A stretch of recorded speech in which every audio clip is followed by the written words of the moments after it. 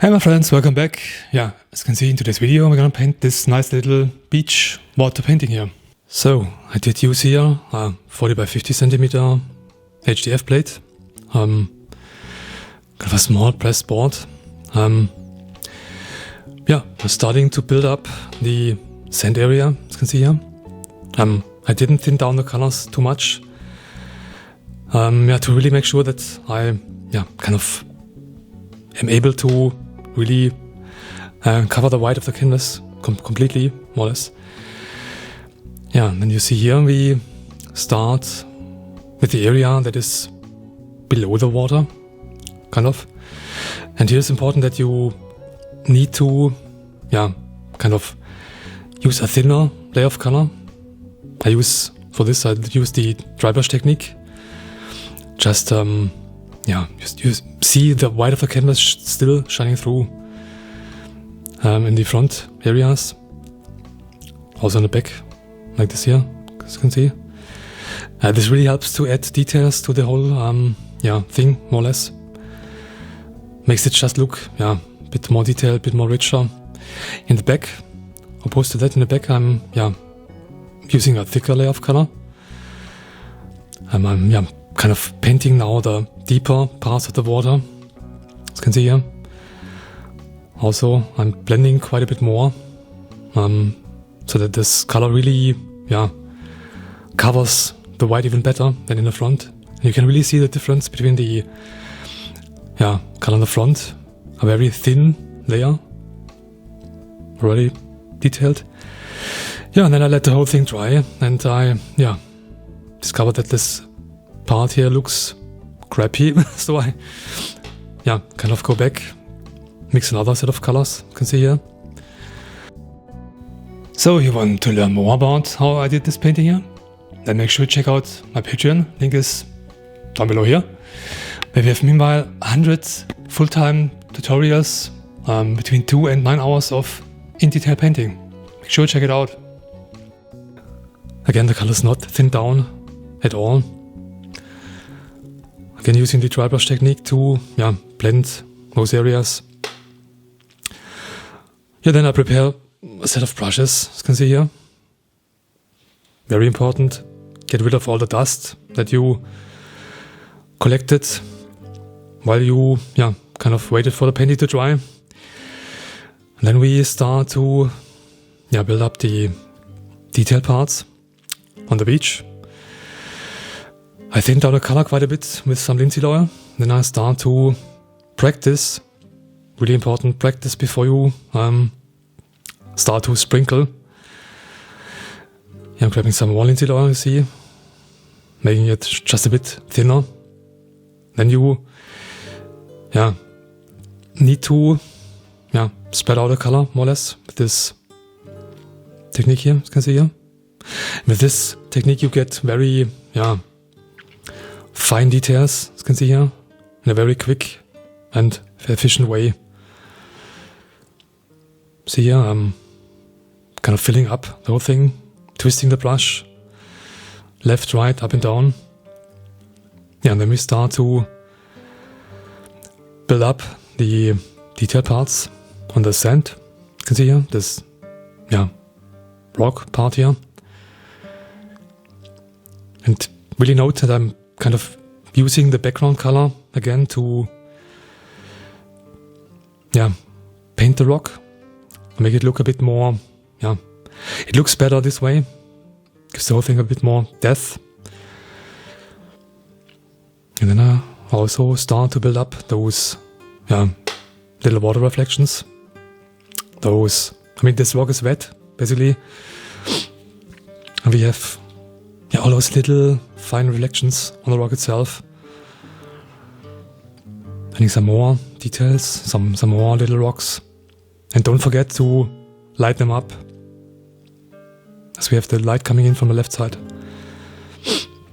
And then I start to rework those rocks below the water. We have the very shallow water in these areas here. Just reworking, just extending them in the back, to the deeper part of the water.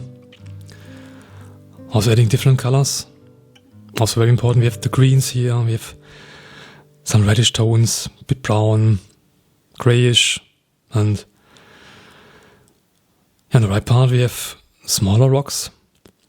You see I'm also using different colors, grayish, reddish ones, kind of hinting those areas by kind of stippling them over.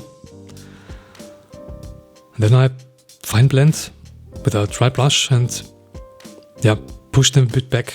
And this is important because we have the water over those areas and the water kind of dims down the details a bit.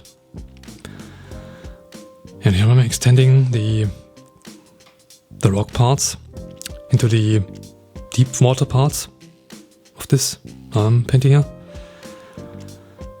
Again, getting a bit more blended in those areas.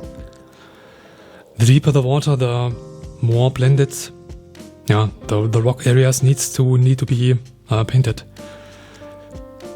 Therefore we are pretty sharp. The more shallow the water gets, and in the back just a bit more blurry. And then I start to build up shape, the shape of the water, kind of, by just building up those reflections from the blue of the sky, kind of. Really just hinting the waves that are coming in, and in some areas you want some thicker blues, like here for example. You see I'm not grabbing any flash color, letting it kind of fade out in some areas, these blue colors here. And really make sure that you build up those blues in just one direction towards the sky. The water kind of reflects just in this one direction, kind of. And then I start to establish and build up the front part, the front. You can see here. And also note, it looks white, but it's not really white, you can see here. Still some blue to it. And I'm using a very small, soft, round brush to kind of build up those little foam parts that the water kind of pushes ahead in front of itself.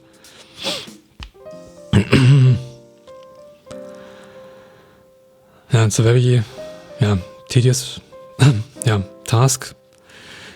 It takes quite a while to really flesh out those foam parts, to really flesh out those incoming waves, more or less. Also here we have some smaller waves on top of the larger one. So we also need to add again these blues on top, on the angle basically of the water where we have the blue of the sky kind of reflecting.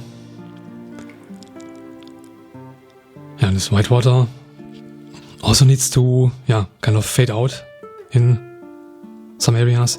It looks off when you paint it in the same thickness all over the place, so really make sure that you let it fade out some areas, that you build up the volume.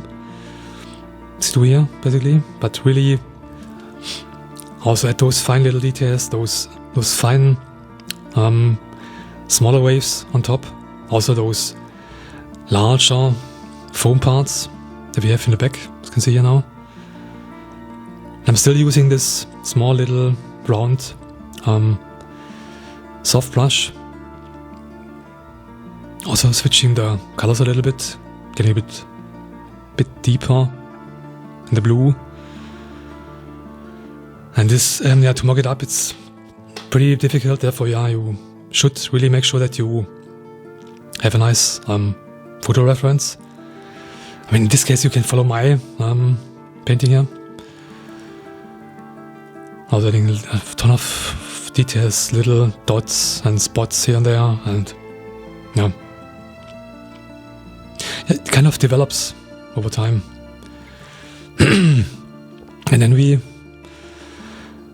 also, of course, need to build up the foam parts on the sand area.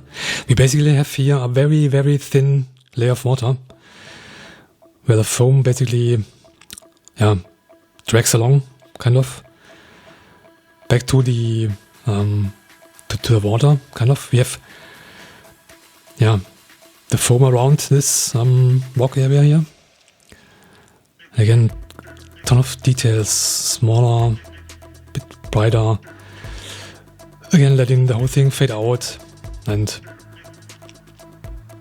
really make it paint the movement of the water, kind of. And we have the wave coming in, but at the same time the water from the last wave kind of flows back into the sea. Again, I'm softening down those areas of the foam.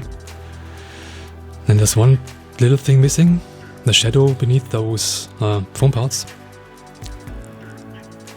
Yeah. Also be careful not to do the same color thickness. Yeah, that's the finished painting.